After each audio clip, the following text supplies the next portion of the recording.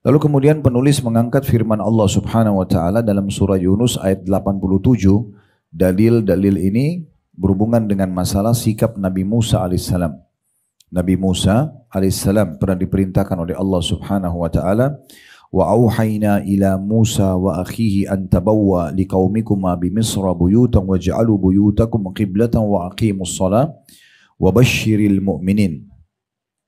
Dan kami wahyukan kepada Musa dan saudaranya, maksudnya Nabi Harun, ambillah olehmu berdua beberapa buah rumah di Mesir untuk tempat tinggal bagi kaummu, dan jadikanlah olehmu rumah-rumahmu sebagai kiblat, dan dirikanlah sholat serta sampaikan kabar gembira bagi orang-orang yang beriman. Jadi waktu di masa Fir'aun menyiksa orang-orang beriman dari pengikut Nabi Musa alaihissalam, dan mereka waktu itu tidak bisa ibadah di luar rumah, maka Allah memerintahkan agar menjadikan beberapa rumah yang pemiliknya mau izinkan agar dijadikan sebagai tempat-tempat ibadah. Begitu juga orang-orang yang punya rumah, dan kalau dia keluar kemudian jadi masalah buat dia, misalnya laki-laki lebih afdal, dan bahkan Imam Ahmad mewajibkan ke masjid, lalu kemudian dia kalau keluar fitnah, lagi terjadi perang, lagi terjadi badai, maka dia bisa menjadikan rumahnya sebagai tempat ibadah. Ibnu Abbas menanggapi surah Yunus ayat 87 ini, maksud disuruh menjadikan rumah-rumah mereka sebagai kiblat, yaitu mereka diperintahkan menjadikan rumah-rumah itu sebagai masjid atau tempat beribadah. Juga ada hadis lain, Bapak Ibu sekalian, kalau Bapak Ibu sholat di sebuah tempat, maka itu akan jadi saksi hari kiamat. Kalau kita sholat ya, jadi nanti kalau misalnya ibu di rumah, kalau mau ikuti tadi hadis Ummu Humaid radhiyallahu anha, beliau minta dibuatkan di rumahnya paling pojok tempat untuk khusus sholat misalnya, maka tidak ada salahnya sesekali pindah sholat, misalnya ke ruang tamu, ke kamar tidur anak misalnya. Kalau rumah 2 lantai, ada juga ruang keluarga di lantai 2, usahakan pernah sholat sekali saja di tempat-tempat ini, karena semua yang Bapak Ibu sholat di situ, dimanapun tempatnya di muka bumi, akan menjadi saksi pada hari kiamat. Saya ingat dulu ada satu dosen kami, Dr. Tariq. Saya sudah tidak tahu kondisi beliau masih hidup atau tidak sekarang, tapi waktu kami masih mahasiswa di Madinah, antara 97-98 waktu itu sebelum selesai, beliau sempat datang ke Indonesia, dan ada satu perilaku unik gitu. Setiap kali beliau mampir di sebuah tempat, di rumah orang kah, di rumah makan kah, pasti beliau pamit, bisa nggak saya sholat, bisa nggak saya sholat itu. Ya. Dia pernah mampir ke rumah kakek kami di kota Makassar waktu itu. Terus begitu duduk, awal sekali duduk, setelah salaman sama saya dan ayah juga, kemudian dia bilang, bisa nggak saya izin saya sholat dulu. Kami tuh pandukan sebuah tempat, lalu dia sholat. Saya sempat tanya, kenapa anda mau sholat begini? Apakah ini ada sholat duha atau apa? Dia bilang bukan. Cuma saya ingin menjalankan sunnah Nabi SAW, setiap sholat di sebuah tempat, tempat itu bisa menjadi saksi pada hari kiamat. Ya, apalagi mungkin kita kalau datang ke satu lokasi, misalnya Bapak Ibu safar ke salah satu kota di Indonesia atau ke salah satu negeri yang memang kitanya sendiri mungkin belum tentu kita bisa kembali lagi ke sana. Maka kenapa kita tidak jadikan ini sebagai saksi buat kita hari kiamat? Jadi tanah itu, dinding itu, ya, lantai yang kita pakai sholat itu akan menjadi saksi pada hari kiamat. Ya, jadi kita bisa meraih pahala ekstra di situ ya. Jadi usahakan kita bisa sholat di tempat-tempat ini. Ibnu Katsir berkata, ini Ibnu Katsir, Bapak Ibu sekalian yang pegang bukunya di halaman 19, nama seorang mufassir ya.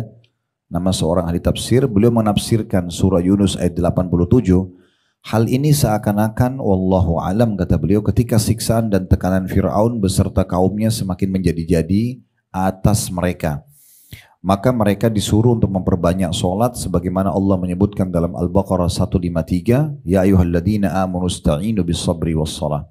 Hai orang beriman, tolonglah semua apapun kebutuhan kalian dengan solat, dengan sabar dan solat.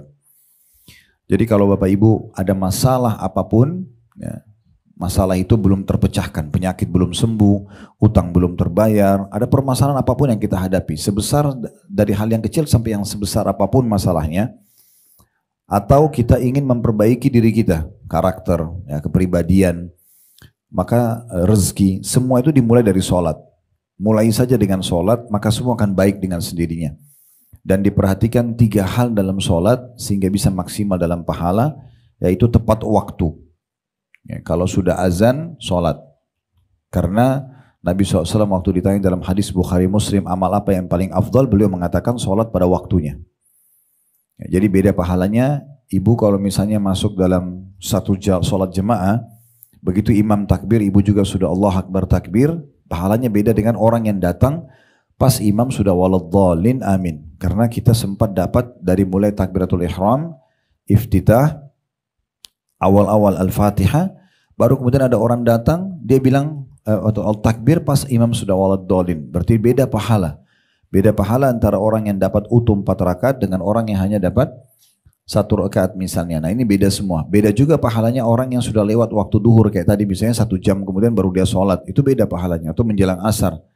Maka makin awal waktu makin baik. Jadi dimulai perbaikan segala hal dari sholat dimulai. Dan pertama poinnya adalah tepat waktunya. Kemudian yang kedua tepat gerakannya. Wajib hukumnya tumaknina. Wajib hukumnya tumaknina. Tenang sekali kalau sholat itu. Berikan semua haknya. Imam Bukhari mengkhususkan bab, Bapak Ibu sekalian, itu dengan judul bab musi'us shalah. Bab orang yang buruk sholatnya.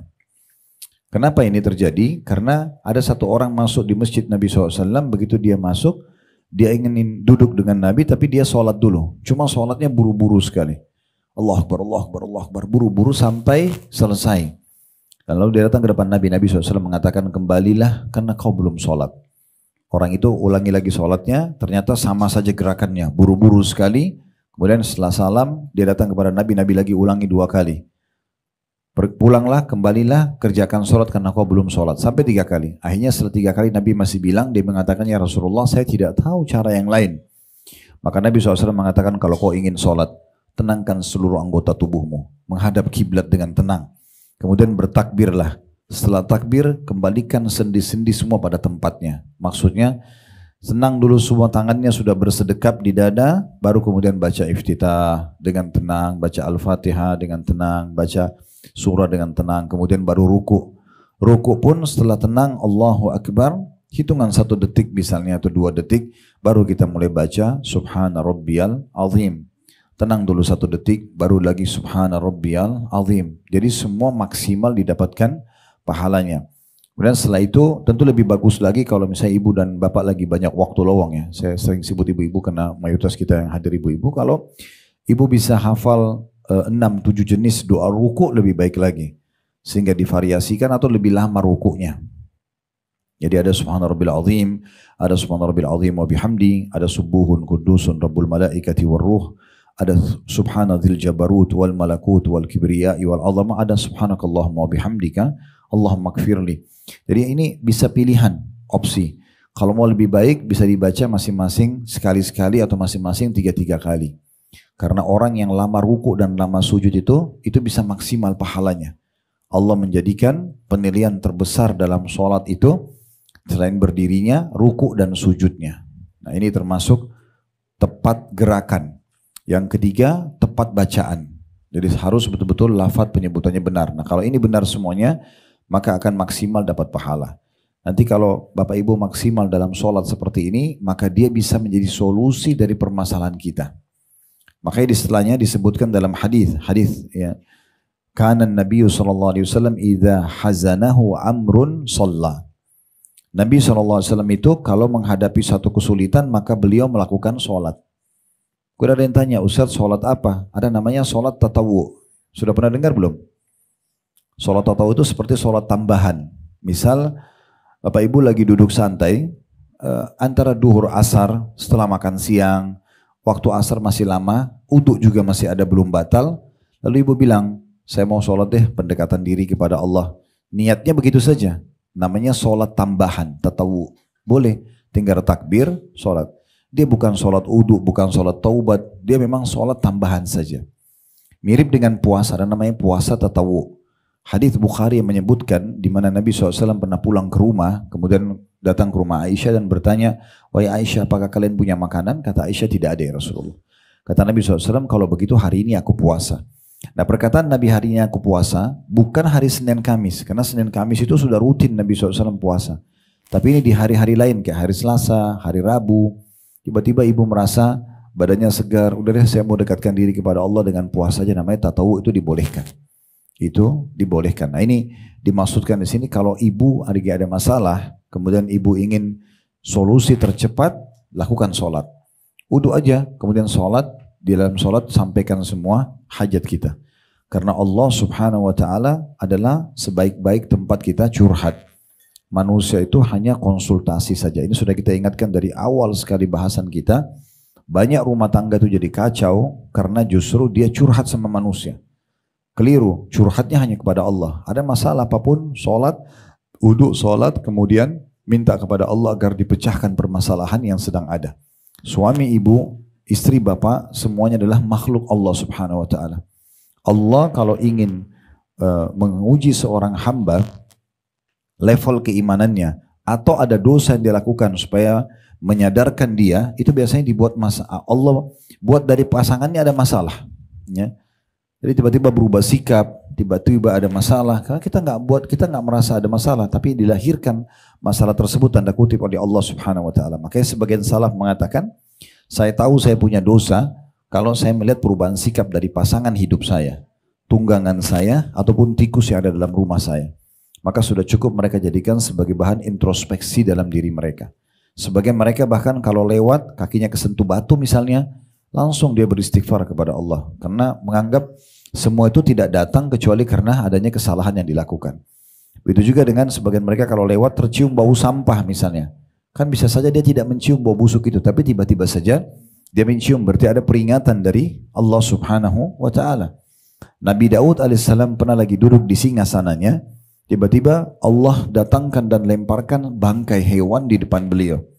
Beliau tidak langsung marah misalnya, atau menyuruh para stafnya atau pengawal di kerajaan untuk mengangkat bangkai ini lalu cari tahu siapa yang melempar. Beliau tahu ini terjadi tiba-tiba. Maka Nabi Daud langsung sujud kepada Allah, tidak mengangkat kepalanya, dengan terus beristighfar sampai Allah datangkan Jibril, dan Jibril mengatakan, hai Daud, sungguhnya Tuhanmu Allah hanya mengujimu saja. Jadi bukan karena dosamu itu. Jadi dosa-dosa itu banyak sekali efeknya yang bisa mendatangkan permasalahan-permasalahan dalam hidup, dan solusi terbaiknya adalah sholat itu. Nah, sholat pembersihan dosa, sekaligus kita kayak sedang curhat sama Tuhan kita, ya.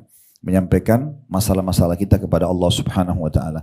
Kalau manusia cuma konsultasi saja, ibu lagi sakit, ibu konsultasi sama dokter, itu pun cuma menyampaikan, saya sakit kepala sudah 2 hari, efeknya seperti ini obat yang sudah saya minum, apa syaratnya, nanti akan diberikan sarannya. Tapi kalau cerita panjang lebar di meja dokter, menuangkan semua permasalahannya, ini keliru. Karena manusia itu tidak akan menemukan solusi yang terbaik. Allah subhanahu wa ta'ala yang akan memberikan yang terbaik. Itu yang diajarkan oleh Nabi SAW kepada kita. Jadi cukup konsultasi pada ahlinya, maka sudah selesai. Kalau masalah-masalah ini kita selalu kembalikan kepada Allah subhanahu wa ta'ala. Manusia di depan mata kita yang sedang ada masalah sama kita, yang ciptakan kita Allah, yang ciptakan dia Allah. Yang juga memunculkan ciptakan masalah ini adalah Allah. Allah yang bisa memberikan jalan keluar kepada seseorang. Dan di sini kita ambil pelajaran juga Bapak Ibu sekalian dari hadis Nabi SAW, kalau hadapi kesulitan maka beliau sholat. Ini menandakan berarti tidak ada solusi lain kecuali kembali kepada Allah subhanahu wa ta'ala. Kita kalau lagi sehat, yang ciptakan kita Allah, yang ciptakan kesehatan itu Allah, yang bisa pertahankan hanya Allah. Dan kalau kita sakit, maka yang ciptakan kita Allah, yang ciptakan penyakit itu Allah, yang bisa memberikan jalan keluar hanya Allah. Saya sudah pernah menyampaikan sebuah kisah, saya ingatkan kembali karena jarak taklim kita sebulan sekali. Pernah ada seorang salafus soleh dulu, orang soleh, beliau pendapatannya hanya dari pekerjaan harian. Dia keluar pagi bekerja, nanti malam dia pulang bawa makanan untuk keluarganya, istri dan anaknya. Satu malam beliau pulang sudah waktu Isya, dan waktu itu tradisi orang kalau sudah menjelang maghrib sudah tutup semua pasar. Tidak kita sekarang karena penerangan ada, maka bisa sampai malam, sampai jam 12 malam dan seterusnya. Kalau dulu tidak ada seperti itu. Dia pulang ke rumah, hari itu tidak dapat pekerjaan. Istrinya dan anaknya kebetulan lapar, lalu bertanya kepada beliau, kira-kira ada makanan hari ini buat kami? Kata dia tidak ada. Hari ini betul-betul saya tidak dapat apa-apa. Kemudian setelah itu dia bilang, istrinya bilang, kalau gitu apa yang harus kita lakukan? Anak-anak sudah kelaparan. Mungkin kalau saya masih bisa tahan.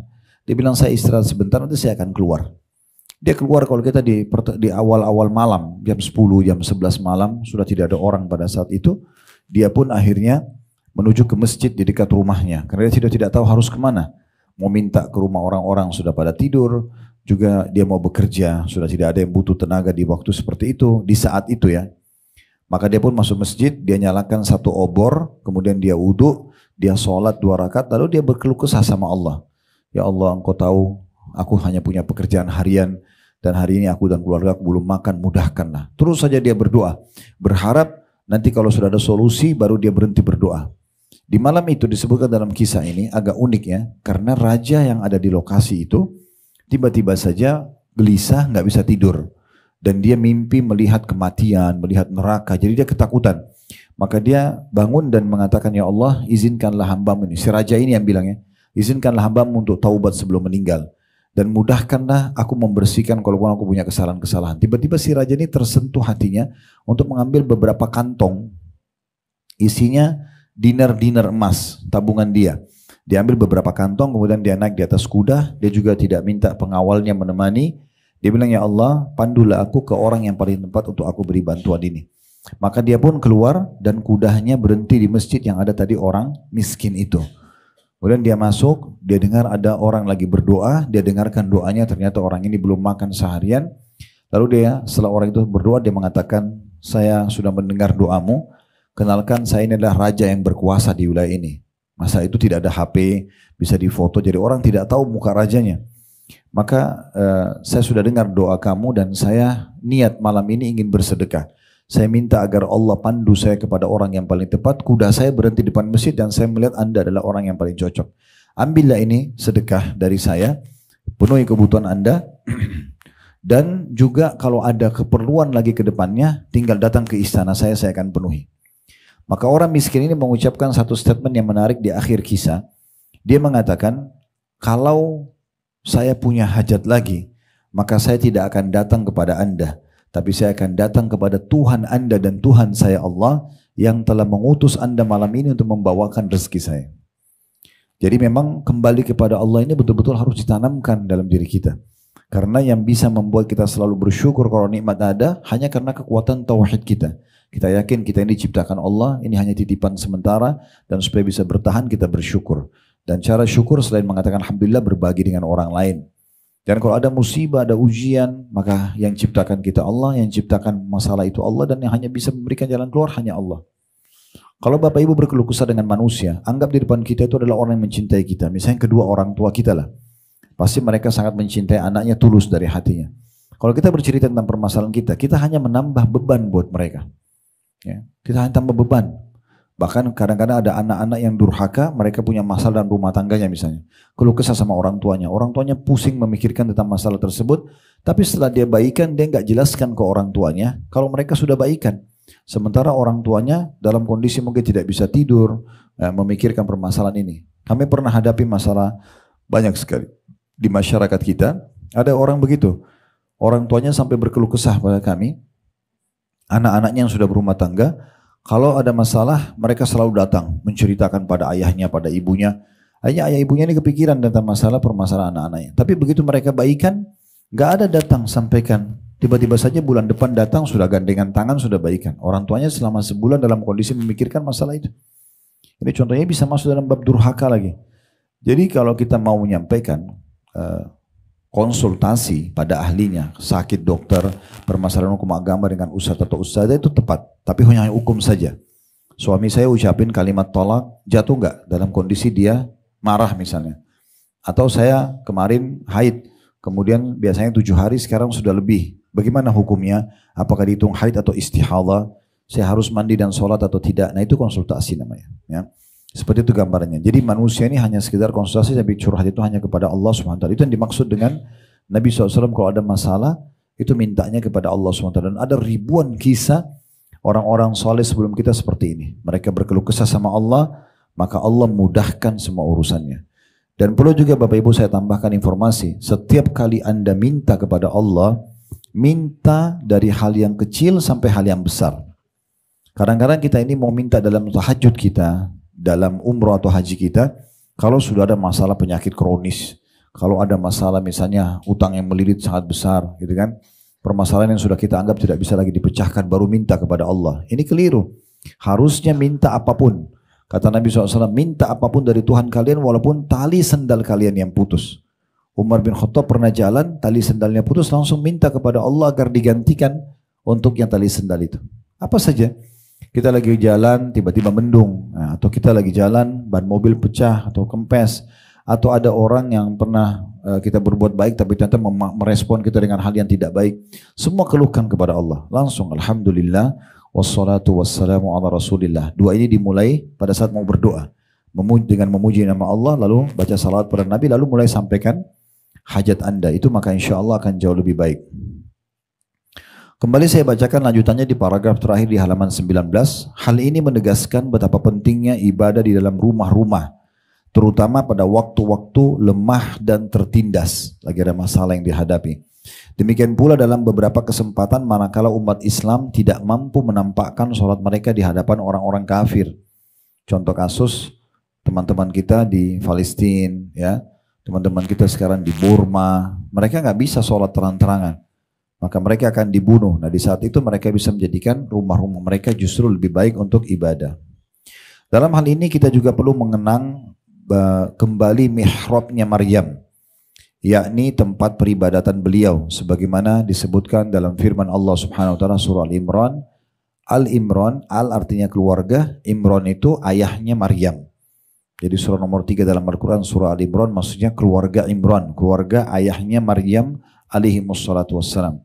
Ayat 37, kullama dakhala 'alaiha Zakaria al-mihrab wajada 'indaha rizqa.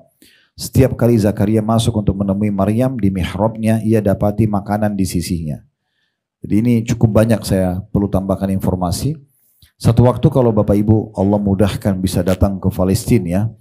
Cukup banyak travel kita yang buat program itu, termasuk kami juga buat. Cuman sekarang ada 3 penerbangan Uhud Tour ke Aqsa yang saya sengaja batalkan karena penyerangan mereka ke Gaza ya.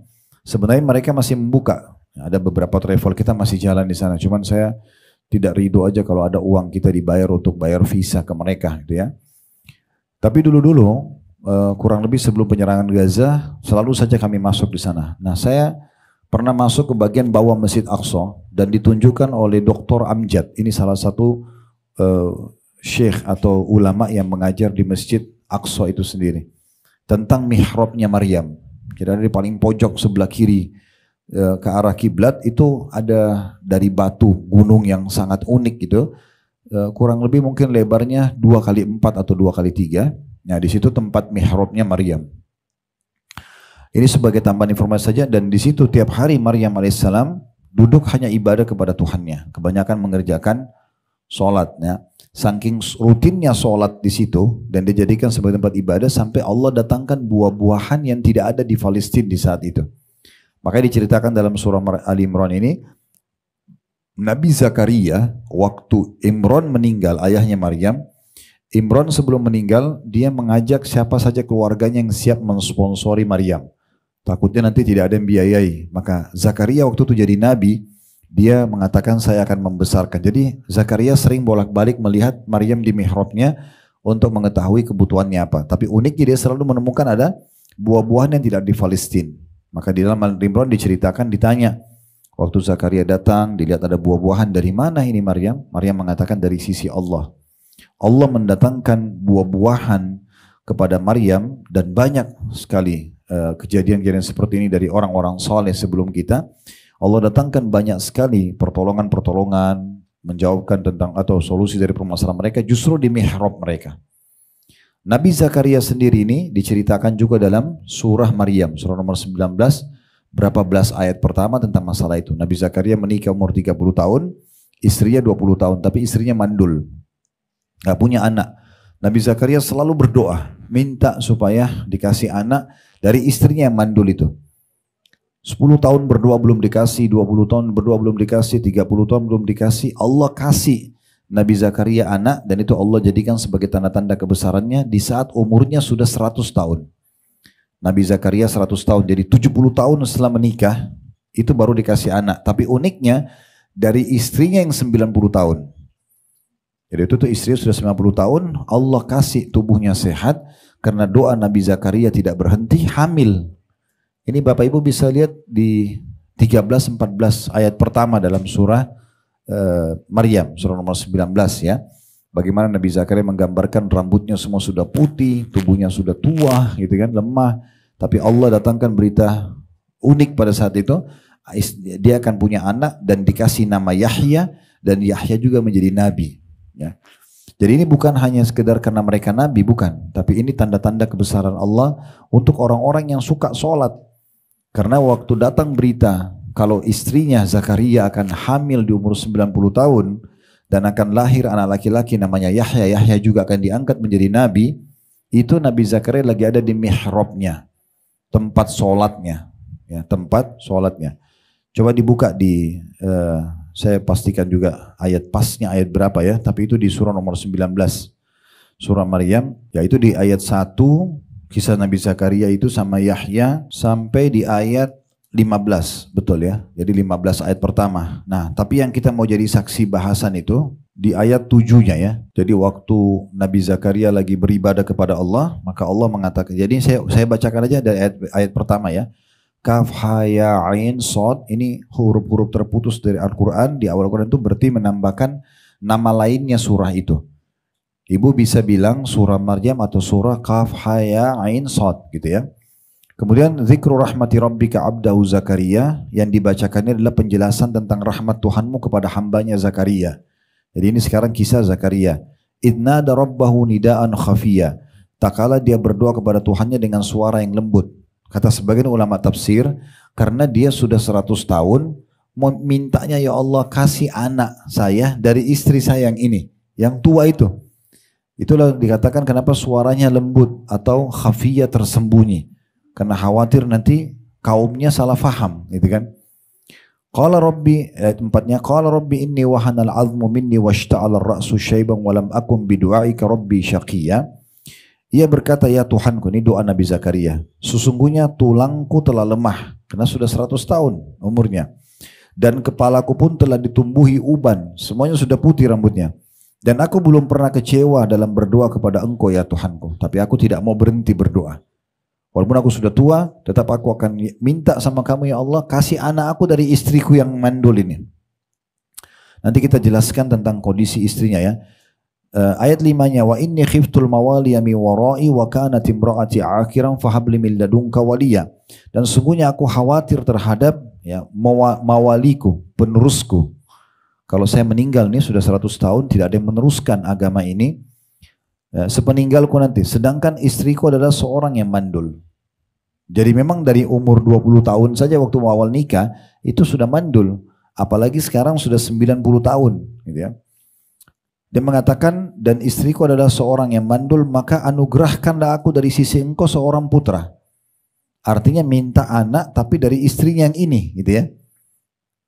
Maka di ayat 6-nya dijelaskan kenapa dia ingin punya anak, yarithuni wa yarithu min ali Yaqub wa ja'alhu rabbi radiyya, yang akan mewarisi aku dan mewarisi sebagian keluarga Yakub, dan jadikanlah ia ya Tuhanku seorang yang diridhoi.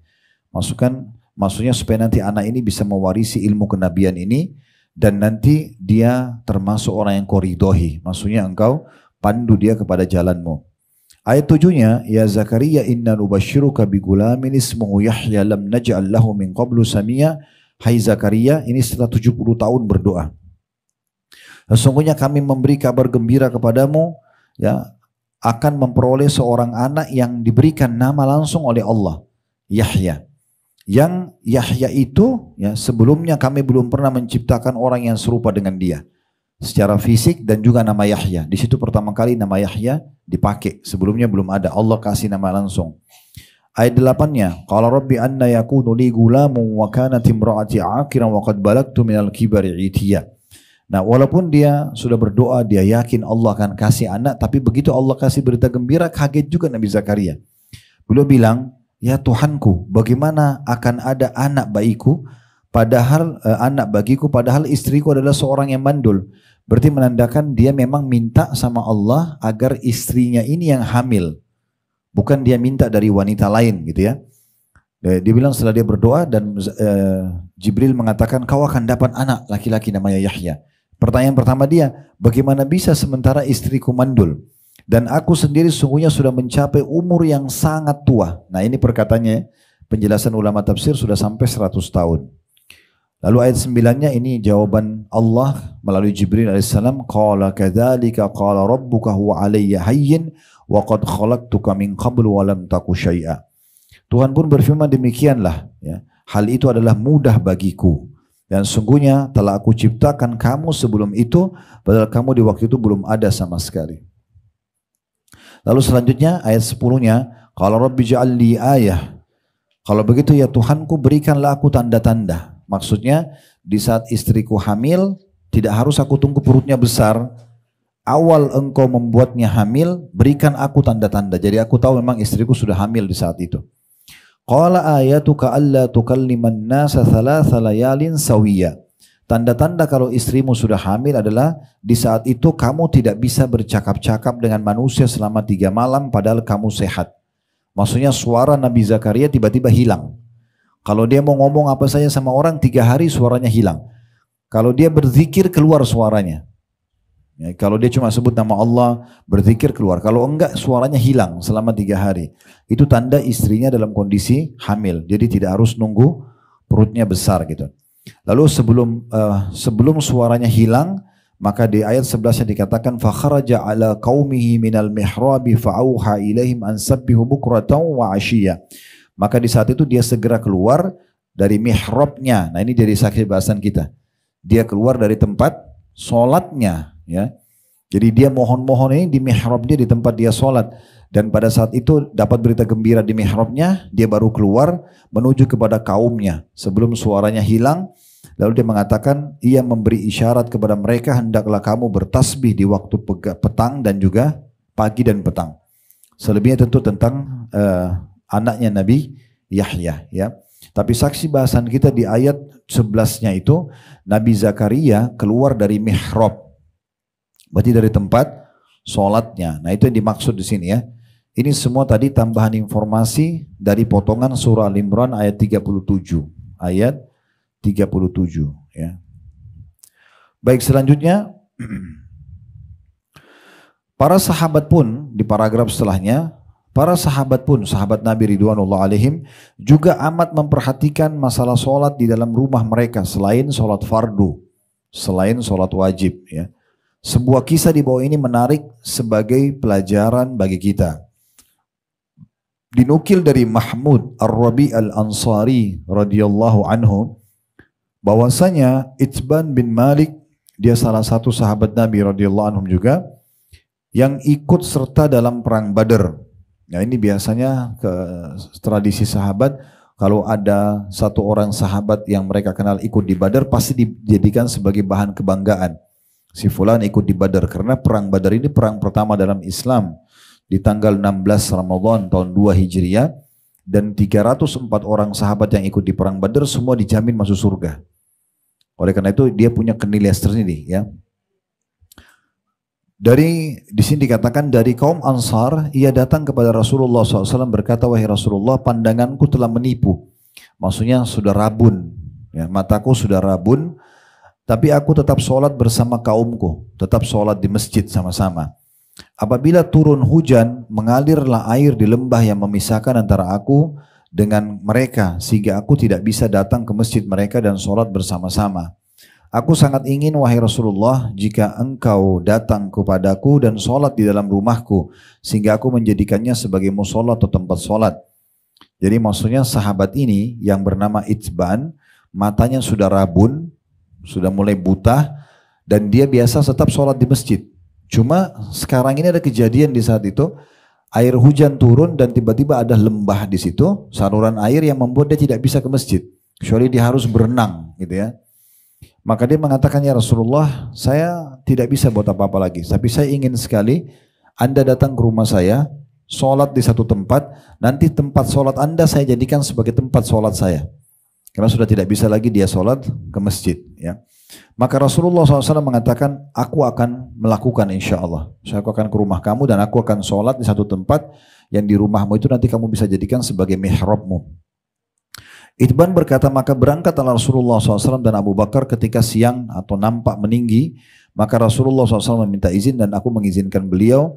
Beliau tidak duduk sebelum masuk ke dalam rumah, lalu beliau berkata, di bagian mana engkau suka aku melakukan sholat dari rumahmu? Maka ia berkata, maka aku tunjukkan kepada beliau satu arah dari rumahku. Maka Rasulullah SAW berdiri kemudian bertakbir. Lalu kami semua berdiri membentuk barisan dan Nabi SAW sholat 2 rakaat kemudian salam. Sebagaimana hadis riwayat Bukhari.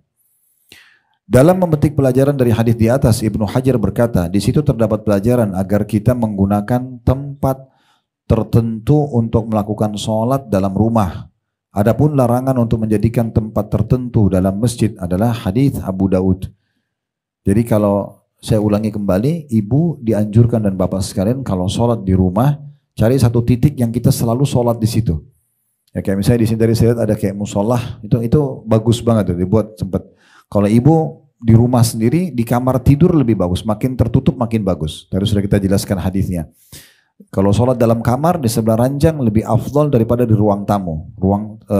Ruang tamu lebih afdal daripada teras rumah. Teras rumah lebih afdal daripada masjid, kan gitu. Bagi perempuan, ya. Jadi kita dianjurkan untuk melakukan itu. Kalau bagi laki-laki sama kalau sholat sunnah saja. Kalau perempuan wajib dan sunnah. Laki-laki lebih afdal dia sholat wajib di luar rumahnya. Nah ini dianjurkan agar kita memilih tempat tertentu ya untuk sholat di dalam rumah. Saya ulangi, kata Ibnu Hajar di situ terdapat pelajaran agar kita menggunakan tempat tertentu untuk melakukan sholat dalam rumah. Adapun larangan untuk menjadikan tempat tertentu dalam masjid adalah hadits Abu Daud. Dan itu jika ia lakukan untuk riya atau yang sejenisnya. Nah kalau di masjid, bapak ibu sholat di masjid, lebih baik ibu dan bapak pindah-pindah tempat kalau sholat sunnahnya. Misalnya sholat wajib di shaf ini, begitu selesai zikir habis sholat, mau sholat ba'diyah pindah ke belakang atau kiri kanan. Karena tadi tempatnya akan jadi saksi hari kiamat ya. Nah kalau di masjid kita tetap satu tempat aja terus, setiap masuk sholat di situ. Di sini agak sensitif. Kalau dia ikhlas karena Allah nggak apa-apa. Tapi kalau karena riya, supaya orang mengenang, oh bapak ini kalau sholat selalu di saf awal sebelah kanan misalnya. Dan itu untuk orang puji dia, maka itu hukumnya tidak boleh. Ya, itu hukumnya tidak boleh. Itu yang dimaksudkan di sini. Dan larangan untuk menjadikan tempat tertentu dalam masjid adalah hadits Abu Daud dan jika ia lakukan untuk riya atau yang sejenisnya. Menjadikan tempat tertentu dalam rumah untuk sholat bukan berarti menjadikan tempat tersebut sebagai wakaf. Ya, tidak berlaku padanya hukum wakaf. Meski secara umum dikategorikan dengan nama masjid. Jadi kalau misalnya bapak ibu meninggal, biasanya di satu ruang itu kita selalu pakai sholat. Bukan berarti tiba-tiba spontan jadi tempat wakaf dia. Kecuali bapak ibu misal contoh, Allah takdirkan punya rumah, Masya Allah lebarnya misalnya 2000 meter. Lalu bapak ibu pikir daripada tanah sebesar ini rumah saya tidak pakai semuanya, mendingan 10 kali 10 meter di depan misalnya rumah ini di sebelah kiri 10 kali 10 meter dibuatin tembok lalu diniatkan wakaf untuk masjid. Jadi orang bisa lalang sholat, dibuatkan pintu khusus dari depan, tidak dicampur dengan rumah. Tapi bapak ibu punya pintu khusus bisa masuk ke musola itu. Maka itu boleh saja, itu jadi wakaf. Yang di sini dimaksud oleh penulis, dia tidak bisa berubah jadi wakaf adalah kalau bapak ibu sudah pilih satu titik di tempat di kamarnya misalnya, ukuran sejadah kita 1 kali 2 meter, selalu sholat di situ. Kalau di rumah lebih baik memang di satu titik aja. Ya. Dia sholat di situ terus, bukan berarti kalau dia meninggal tiba-tiba itu harus dipotong tanah itu jadi wakaf, enggak. Ya, jadi bukan karena dia sering pakai sholat, tapi kalau wakaf itu kita memang tunjuk di bagian depan tanah saya 10 kali 10 meter berarti 100 meter dibuat tembok itu saya sudah wakafin buat masjid. Nah itu lain. Itu berarti berlaku padanya hukum sholat di masjid tersebut dan itu sudah berlaku padanya hukum musola, hukum musola dari boleh tahiyat masjid, ya berlaku padanya sholat berjamaah dan seterusnya. Dari sini juga kita ambil pelajaran adanya anjuran bagi setiap muslim yang Allah subhanahu wa ta'ala bukakan pintu rezeki, maka jangan meninggal kecuali sudah punya masjid atau musola. Ya. Kalau tidak bisa kita bangun semuanya utuh, maka minimal kita ikut partisipasi di masjid yang sedang dibangun. Nah kelebihannya kita alhamdulillah di Indonesia Bapak Ibu sekalian mungkin tidak asing, kita biasa lihat ya. Hampir di setiap jalan-jalan, apalagi kalau kita masuk sedikit ke dalam, bukan jalan protokol utama, kita akan temukan banyak sekali musola yang taruh kotak amal, minta dibantu. Itu jangan sampai kita tidak nyumbang, ya. Karena kalau uang kita yang 100.000, 50.000 digabung dengan uang-uang umat yang ada di situ lalu dibelikan semen, apalah ya untuk jadi bagian masjid itu. Kata Nabi SAW, siapa yang membangun rumah Allah di muka bumi, maka Allah akan bangunkan baginya istana di surga. Ada satu sahabat mengatakan, ya Rasulullah, tidak semua orang mampu. Kata Nabi SAW, Allah akan berikan kepada siapapun membangun rumah Allah di muka bumi walaupun hanya seperti sarang burung saja. Semampu dia. Nah, juga poin penting kalau ibu lewat pagi hari tadi misalnya, ada kebetulan kotak amal pembangunan masjid di pinggir jalan. Walaupun ibu tuh bukan tinggal di lokasi itu. Suruh aja supirnya atau siapa yang bersama ibu atau ibu sendiri mungkin lagi driver mobilnya tinggal turun kasih. Satu waktu kita lewat lagi, jangan ikuti bisikan syaitan yang mengatakan, itu kan tadi sudah pernah saya sumbang atau pernah saya sumbang minggu lalu. Itu minggu lalu, itu tadi pagi. Sekarang Allah kasih lagi kesempatan, kasih lagi selama kotak amal itu masih ada. Sehingga satu hari itu buku amal kita dipenuhi dengan sedekah-sedekah tadi. Nah ini poin-poin yang dibahas di nasihat nomor 4 ya. Nasihat nomor 5, pendidikan keimanan untuk anggota keluarga. Mudah-mudahan apa yang kita bahas pada hari ini bermanfaat buat kita. Dan juga kita berdoa kepada Allah Subhanahu Wa Taala semoga yang hadir dalam kajian kita offline ataupun online dipenuhi semua hajat-hajatnya oleh Allah Subhanahu Wa Taala, diterima seluruh amal-amal salehnya, dimaafkan semua dosa-dosanya, serta juga sebagaimana Allah menjaga dan mempertemukan kita dalam majelis ilmu ini, Allah juga satukan kita di surga firdausnya tanpa hisab. Allahumma amin. Kalau ada benar dari Allah, kalau ada salah dari saya mohon dimaafkan. Subhanakallahumma bihamdika asyhadu an la ilaha illa anta astaghfiruka wa atubu ilaik. Wassalamualaikum warahmatullahi